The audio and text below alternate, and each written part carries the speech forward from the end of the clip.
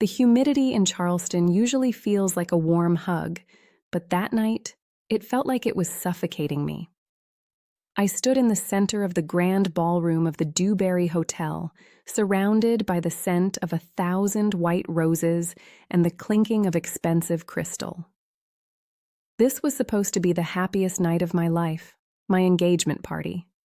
Ethan, the man of my dreams, stood beside me, his hand resting possessively on the small of my back.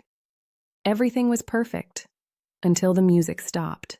It wasn't a gradual fade-out. It was a jagged silence that cut through the room like a blade. I looked toward the entrance, expecting more guests, but instead, I saw blue and red lights strobing against the mahogany doors. 4 police officers marched in, their boots heavy and rhythmic against the polished floor. My heart hammered against my ribs. "Chloe Vance?" the lead officer asked, his voice echoing off the gilded ceiling. I blinked, my voice catching in my throat. "Yes?" "You're under arrest for grand larceny." The room tilted. I felt Ethan's hand drop from my back. The murmurs from the crowd rose like a swarm of bees. Behind the officers, my father, Robert Vance, stepped forward. He didn't look like a grieving parent. He looked like a judge delivering a death sentence. Beside him, my mother was sobbing into a silk handkerchief, and my sister Mia had her head bowed, her shoulders shaking. "Officer, she's the one," my father said, his voice flat and arctic. "We found the necklace in her clutch just minutes ago. I tried to give her everything, but she couldn't help her nature. She's a thief." I looked at him, truly looked at him, and for a second, the police, the handcuffs, and the shocked faces of my future in-laws disappeared. All I saw was the cold, calculated gleam in my father's eyes. He wasn't surprised. He was triumphant. The officer didn't wait for my explanation. He grabbed my wrists, and the cold steel of the handcuffs clicked into place. The sound was deafening. It was the sound of my life shattering into 1,000,000 pieces. I looked at Ethan, searching for a spark of belief, but his face was a mask of horror and doubt. My parents had done it. They had burned my bridge to a new life right as I was crossing it. "Get her out of here," my father spat, stepping closer to me. He leaned in, his voice a low hiss that only I could hear. "I told you that you'd never be better than Mia. Now, get out. And don't you ever come back. You're dead to this family."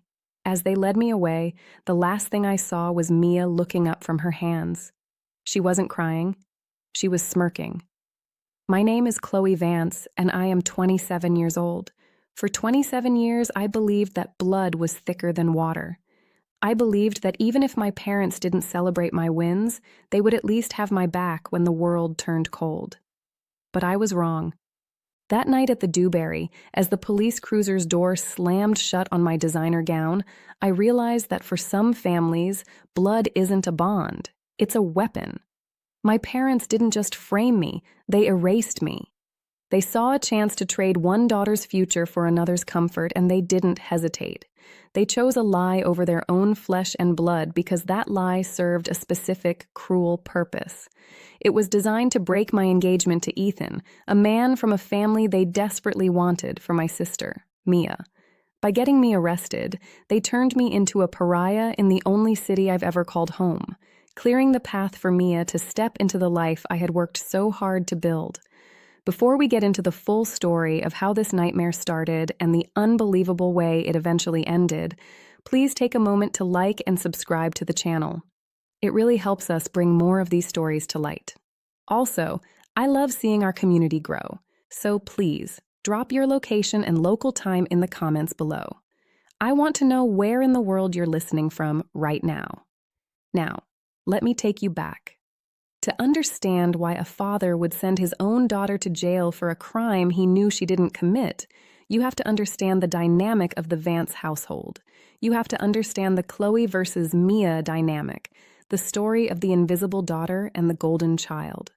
It started long before the necklace went missing, in a house where the air was thick with the suffocating pressure of being perfect.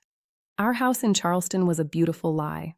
From the outside, with its wraparound porch, manicured azaleas, and the historic charm of the French Quarter, it looked like the setting of a perfect family portrait. But inside those walls, the air was divided.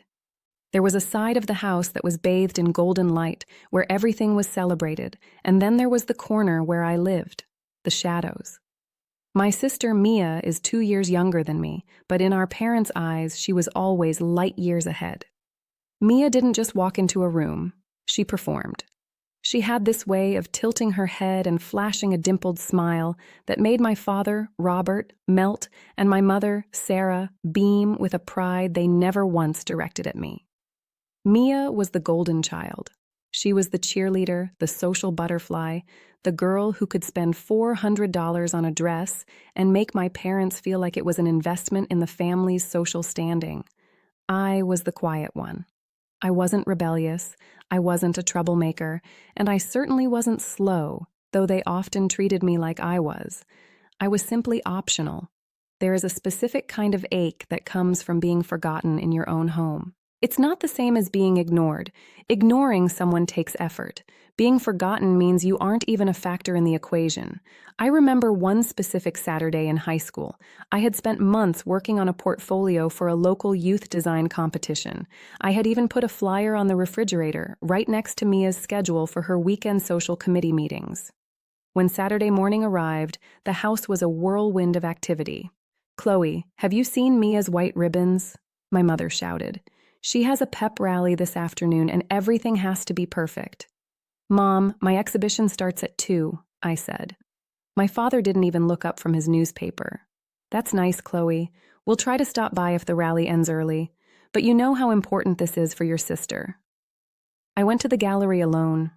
I spent 3 hours standing next to my work, explaining my vision to strangers who looked at my art with more interest than my own flesh and blood ever had. I won the Emerging Artist Award that day. When I got home, bursting with a tiny spark of hope, the house was already in full celebration mode. There were balloons and a cake that said Mia, our star, because she had been featured in a 30-second clip on the local news. "I won," I whispered, holding up my trophy. My mother glanced at the trophy, then back at Mia. "That's lovely, Chloe. Put it on your shelf. Now help me with these plates. We're having a special dinner for your sister." That was the pattern of my life. Mia was the headline, and I was the fine print that no one bothered to read. As we grew older, the gap only widened. My parents valued 2 things: appearances and the potential for a high society connection. Mia, with her calculated charm and her obsession with status, delivered exactly what they wanted. I learned to adapt. Since I couldn't be the daughter they noticed, I decided to be the daughter they couldn't ignore, not through noise, but through success. I poured my loneliness into my work. Design became my oxygen. While Mia was out at parties, I was learning the intricacies of architecture, fashion, and business. I was building a world for myself, where their approval didn't matter. I thought that by becoming independent, I was escaping their shadow. But I didn't realize that to people like my parents, my independence was an insult. Mia saw the shift first. She saw the way my business started to grow. She saw the way people in Charleston started to recognize my name. And she knew that as long as I was succeeding on my own terms, she wasn't the only star in the sky.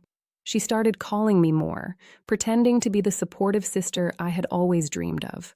I was so starved for her affection that I handed over every detail, every vulnerability. I didn't know I was handing her the blueprints for my own destruction. By the time I met Ethan, the tension in our house was a coiled spring. And when my parents realized that Ethan, wealthy, respected, and exactly the kind of man they had envisioned for Mia, had chosen me, the invisible daughter, the spring finally snapped. They didn't just want Mia to have what I had, they wanted to make sure I had nothing left at all. I met Ethan on a Tuesday in October.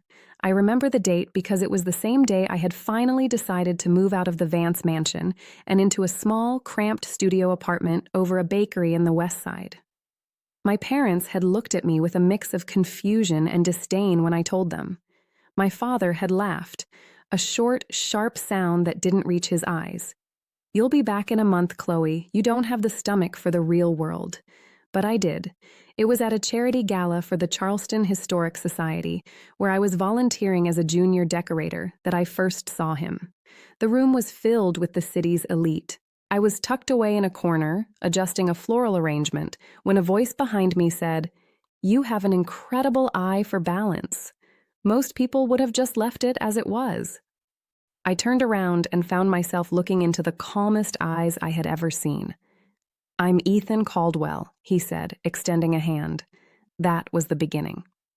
Over the next 6 months, Ethan became the first person in my life who truly heard me. He didn't care about the Vance name or the golden child narrative my parents had carefully constructed for Mia. He was a successful architect, someone who understood the language of lines, shadows, and structures. When I showed him my sketches, he didn't just smile and nod. He asked about the inspiration, the material choice, the structural integrity. For the first time in 27 years, I wasn't invisible. I was seen. Ethan came from a family that was old money in the way my parents only dreamed of being. Spending time at their home was like stepping into a different universe. Naturally, I wanted to share this happiness with my family. I invited Ethan to dinner at my parents' house, thinking this would be the bridge I needed. I should have known better. The moment Ethan walked through the front door, the air in the room changed. My father, Robert, shifted into his business mogul persona. My mother was overly gracious, her eyes constantly darting to the brand of Ethan's watch. But it was Mia's reaction that was the most chilling. She stood at the top of the stairs, wearing a dress that was far too formal, her hair perfectly coiffed. When I introduced them, she performed. She spent the entire dinner trying to draw Ethan's attention away from me. "Chloe is so brave, don't you think, Ethan?" Mia said, tilting her head with that practiced, dimpled smile. "Living in that little apartment over a bakery. I could never do it, but Chloe has always been hardy." My father chuckled. "Hardy is one word for it. She's always been the one we didn't have to worry about because, well, she doesn't have the same expectations as Mia." I felt the familiar sting, but Ethan didn't miss a beat. He took my hand under the table and squeezed it. "I don't think it's about being hardy, Mr. Vance," Ethan said, his voice calm and level. "I think it's about being independent. Chloe is building something from the ground up. That's more impressive than inheriting a life you didn't build." The silence that followed was deafening. My father's jaw tightened. Mia's smile faltered, turning into something thin and sharp. In that moment, I saw the jealousy ignite in her eyes. It wasn't just that I had found someone. It was that I had found Ethan. That dinner wasn't a bridge. It was the moment the Vances decided that my light was shining too brightly, and they were going to do whatever it took to put it out. The following week, the air in our Charleston home was strangely still. My parents had invited Ethan and his parents over for a formal celebratory dinner. They said they wanted to toast to our future. On the surface, it looked like they had finally accepted the reality that I was moving on. But looking back now, I realized that the dinner wasn't a celebration. It was an ambush. My mother, Sarah, was wearing the Vance family heirloom, a stunning vintage diamond necklace that had been passed down through 3 generations. It was worth at least $50,000, but to my parents, its value was a symbol of the status they were so desperate to maintain. All evening, my mother made sure everyone noticed it. "It's beautiful, isn't it?" Mia said, leaning over to Ethan's mother. "Mom says it's supposed to go to the daughter who carries on the family legacy. It's a shame Chloe won't be needing things like this in her new, independent life." I ignored the jab. I was too happy. Midway through the main course, my mother gasped. She reached for her neck, her fingers trembling. "My necklace. It's gone." The clatter of silverware hitting porcelain echoed like gunshots. The room went silent. We all looked at her bare neck. "I must have dropped it," she whispered, her face turning a pale, sickly shade of white. "Don't worry, Sarah," my father said, standing up. "It couldn't have gone far." "Everyone, please, stay where you are. We'll just do a quick search." We searched the rug, the chairs, the hallway, and the bathroom. Nothing. The tension in the room was rising. "This is ridiculous," Mia said, her voice high and panicked. "That necklace doesn't just disappear. Someone must have... well, maybe someone picked it up by mistake." Her eyes darted to my clutch, which was sitting on the sideboard near the door. It was a small silk bag that Ethan had given me. "Mia, don't even suggest it," I said, my voice cold. "I'm not suggesting anything, Chloe," Mia cried, her eyes filling with performative tears. "But we have to find it. Let's just check everyone's bags so we can move on. If we all do it, no one is being singled out, right?" My father looked at me. "She's right, Chloe. For the peace of mind of our guests, let's just clear the air." I felt a cold pit form in my stomach. I walked over to the sideboard and picked up my clutch. I felt a strange weight in it. My heart started to race. I opened the clasp, my fingers shaking. I tilted the bag over the mahogany table. The diamond necklace tumbled out. It hit the wood with a dull thud, the diamonds sparkling mockingly. A collective gasp ripped through the room. "Chloe?" Ethan's voice was a whisper, filled with a sudden, jagged doubt. I don't know how that got there," I stammered. "I haven't touched that necklace. Someone must have put it there." "Put it there?" my father roared. "You were the only one near the sideboard after dinner started, Chloe. We saw you." "I wasn't. I was just getting my phone. Is this why you wanted to be independent?" My mother sobbed, burying her face in her hands. "So you could steal from your own family? Was our love not enough for you, Chloe? Did you have to take the one thing that meant the most to me?" Mia stepped toward me, her face a mask of disappointment, but I saw it. The tiny, fleeting glint of triumph in her eyes. "How could you do this to us, Chloe? Especially tonight, in front of Ethan?" "You did this," I whispered, looking straight at Mia. "You put it in my bag when I was in the kitchen. How dare you?" My father stepped between us. "Instead of apologizing, you're attacking your sister." He turned to the police officer who had just pulled up into the driveway. "Officer," my father said, his voice loud enough for the entire neighborhood to hear. "I want to report a theft. My daughter has stolen a $50,000 heirloom, and I want her prosecuted to the full extent of the law. I will not have a criminal under my roof." I looked at Ethan one last time. He was standing by his parents, his head down, his shoulders slumped. He didn't come to my side. He didn't say a word. The trap had worked perfectly. The blue and red lights of the patrol car didn't just illuminate the driveway. They strobed against the white pillars of the Vance mansion like a recurring nightmare. In Charleston, your reputation is everything. My father knew that. He didn't just want me gone. He wanted me erased in front of the very people who mattered most. "Officer, I've already told you," my father said, his voice reaching that perfect pitch of grieved patriarch. "The necklace was in her bag. We all saw it. I won't protect a thief, even if she is my own daughter." The officer turned to me. "Ma'am, you have the right to remain silent." I felt the blood drain from my face. I looked at my mother, Sarah. She wasn't looking at me. She was performing her grief for the Caldwells. "Mom, please," I whispered, my voice breaking. "You know I didn't do this. I was in the kitchen. Mia was near the sideboard. Tell them." My mother finally looked up, but there was no love in her eyes. "Chloe, stop it. Don't make this harder by dragging your sister into your mess. Mia has done nothing but try to help you. And this is how you repay us?" Mia stepped forward then, her face a mask of sisterly concern. "Chloe, just tell them where the rest of the jewelry is. Maybe Dad won't press charges if you just confess. Please, for the sake of the family." That was the moment I realized I was fighting an architecture of lies that had been built long before the necklace was ever taken. But the real blow came from Ethan. I turned to him, searching for the man who had promised to build a life with me. He was standing near his parents, his jaw tight, his eyes fixed on the floor. "Ethan?" I called out. He looked up, and for a split second, I saw the man I loved. But then his father put a firm hand on Ethan's shoulder. Ethan's expression shifted. It turned to doubt. He looked at me like I was a stranger he had accidentally trusted. He didn't speak. He stayed behind the safety of his family's shadow, leaving me to stand alone. The handcuffs were cold, a jagged contrast to the warm South Carolina night. As Officer Miller led me toward the car, the guests parted like the Red Sea. I heard the whispers.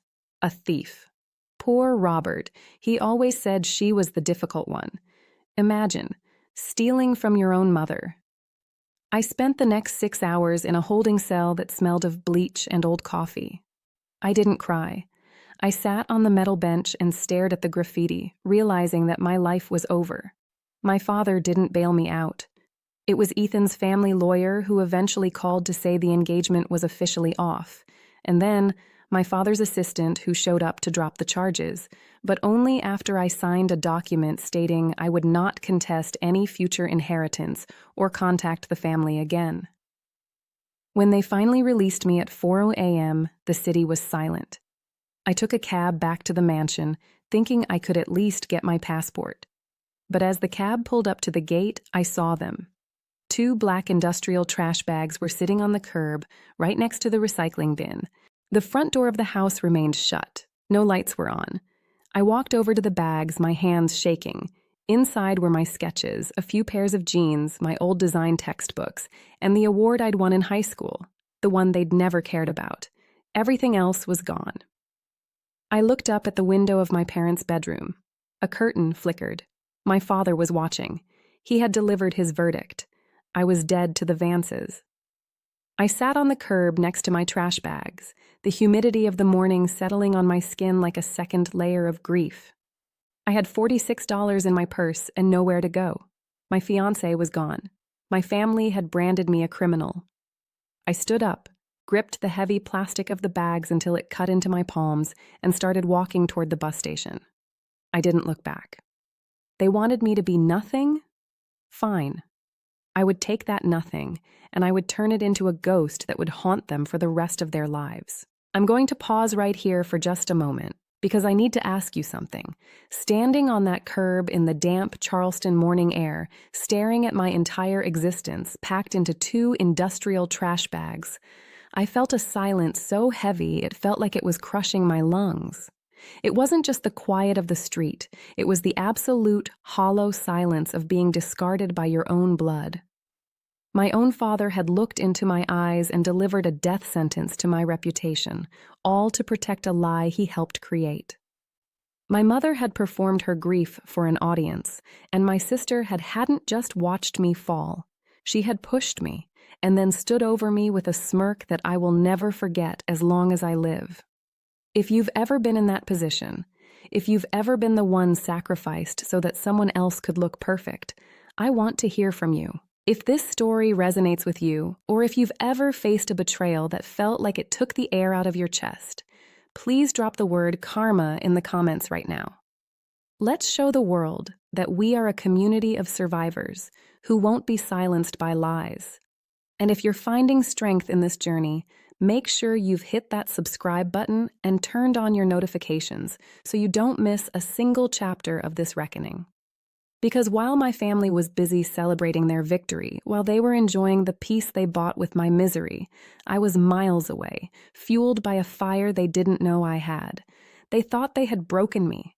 They were wrong, very wrong. Stay with me, because we're about to get into the part where the tables don't just turn, they shatter. Let's go back to that bus station and the first day of the rest of my life. I arrived in Savannah, Georgia, with exactly $46 in my pocket and a heart that felt like it had been put through a paper shredder. I chose Savannah because it was far enough from Charleston that the whispers could not reach me. For the first few months, I was a ghost. I lived in a room that was barely bigger than the walk-in closet my sister Mia had for her shoes. The transition was brutal. In my old life, I was a designer with a bright future. In Savannah, I was just another girl in a damp studio apartment above a laundromat. But as I sat on the floor of that room on my first night, looking at my 2 trash bags of belongings, I realized I had 2 options. I could crumble or I could climb. My parents had already done the work of breaking me. I wasn't going to finish the job for them. I chose to climb. I took the first job I could find, a junior assistant at a local upholstery and furniture shop. During the day, my hands were covered in dust, fabric scraps, and staple marks. At night, I sat at a makeshift desk and I designed.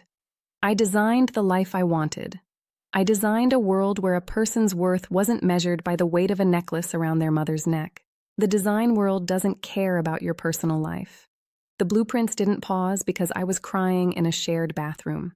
18-hour days of drafting, cold calling potential clients, and managing projects didn't get shorter because my family had disowned me. So I stopped crying and started working. I worked like my life depended on it because in a very real way, it did. I remembered something my Nana Eleanor used to say. She told me that I read spaces like an architect, seeing patterns and connections that others missed. That different kind of vision became my secret weapon. While other designers in the city were looking at superficial aesthetics, I was looking at the soul of a structure.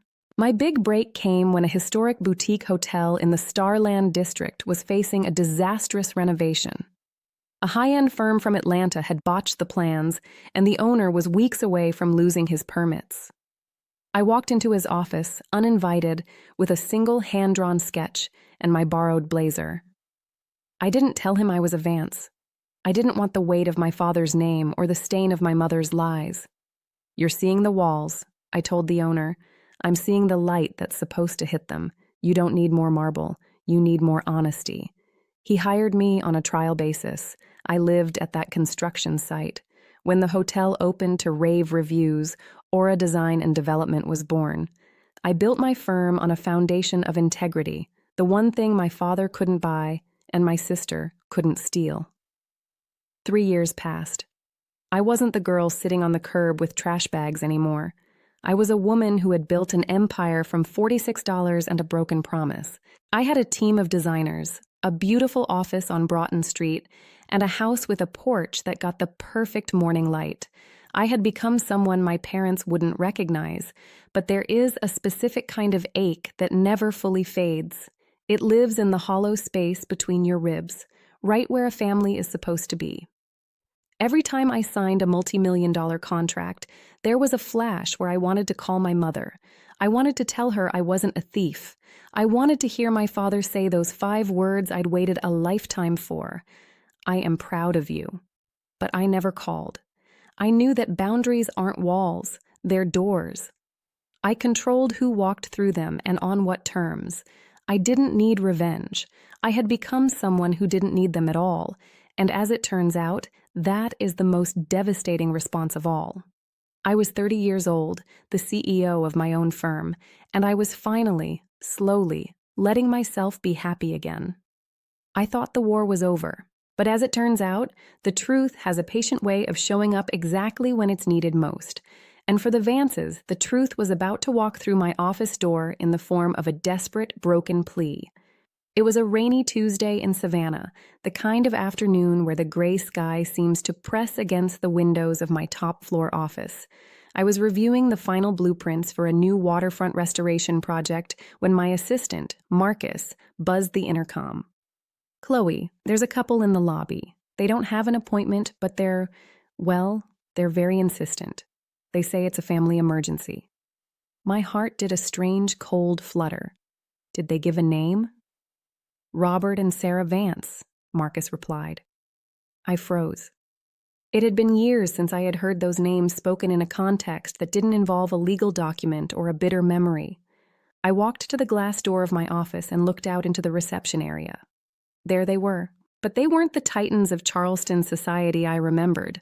My father, Robert, looked like a hollowed-out version of himself. His suit, once crisp and bespoke, looked slightly frayed. My mother, Sarah, was sitting on the edge of a velvet chair, her hands clutching a designer purse that's seen better days. Her face was a roadmap of stress lines. I opened the door and stepped out. "Marcus, it's all right. I'll see them." They both stood up at the same time. When my father's eyes met mine, I saw something I never thought I'd see in him. Shame. "Chloe," he breathed, his voice gravelly. "My God, look at you. We didn't know. We heard rumors you were in design, but we had no idea you were this Chloe Vance, the owner of Aura."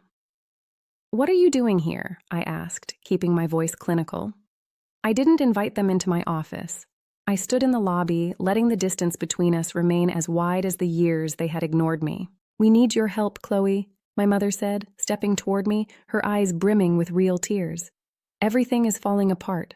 The family business. The bank is calling in the loans. We're facing foreclosure on the house." "And Mia?" I asked, the name tasting like copper in my mouth. My father looked away, a muscle jumping in his jaw. "Mia got involved with some people. Investors. She convinced us to put up the mansion as collateral for a development deal that turned out to be a massive fraud. She was trying to surpass your old engagement to Ethan by making us even richer. But it was a trap. She's currently facing multiple lawsuits, and we're about to lose everything." I leaned against the doorframe, a hollow laugh escaping my lips. "So, let me get this straight. The golden child, the one who could do no wrong, the one you protected while you threw me to the wolves, she ruined you?" "Chloe, please," my mother sobbed, reaching out to touch my arm. I stepped back, and her hand fell into the empty air. "We were wrong. We know that now. We've been lied to for years. We found out Mia was the one who took that necklace. She confessed it during a fight last month when the money ran out. She did it to get Ethan for herself, but he left her anyway once he realized she was unstable." "You found out a month ago?" I whispered, the anger finally bubbling to the surface. "And you're only coming to me now because you're broke? Not because you framed me? Not because you let me spend a night in a cell? But because the bank wants your house? We didn't know where you were," my father argued. "We tried to find you, but you'd covered your tracks so well. Chloe, you have the connections. You have the capital. If you just sign as a guarantor for our bridge loan, we can save the estate." I looked at them, really looked at them. They hadn't come for my forgiveness. They had come for my signature. Even in their ruin, they saw me as a resource to be used, not a daughter to be loved. "I have a meeting in 5 minutes," I said, my voice as cold as the Charleston Harbor in January. "Marcus will show you out." "Chloe, you can't be serious," my father shouted. "We're your parents. You're a Vance." "No," I said, turning back to my office. "I'm a designer, and I know a structural failure when I see one. You didn't build your life on a foundation of truth, Robert. And now, the roof is coming down. I won't be under it when it falls." I didn't need to scream. I didn't even need to raise my voice. I simply reached into my desk drawer and pulled out a small silver USB drive. My parents watched my hands as if I were holding a weapon. "You asked me how I could be so heartless," I said, my voice steady as I plugged the drive into my laptop. "But the real question is, how could you be so meticulous? You didn't just stumble into a misunderstanding that night. You built a stage, you wrote a script, and you cast me as the villain." I turned the monitor toward them. This is from the hidden security camera I had installed in the dining room a week before the engagement. I wanted it there because I'd started noticing things going missing from my room. I thought it was a rogue housekeeper. I never imagined it was my own blood. The video started to play. It showed the dining room empty, just minutes before the missing necklace was announced. My sister, Mia, walked into the frame. She wasn't crying. She was focused. She reached into her own pocket, pulled out the diamond necklace, and tucked it deep into the side pocket of my silk clutch. Then the camera caught my father, Robert, walking into the room. He didn't stop her. He didn't gasp. He leaned in and whispered something to her, patting her on the back before they both walked out to join the guests. The silence in my office was absolute.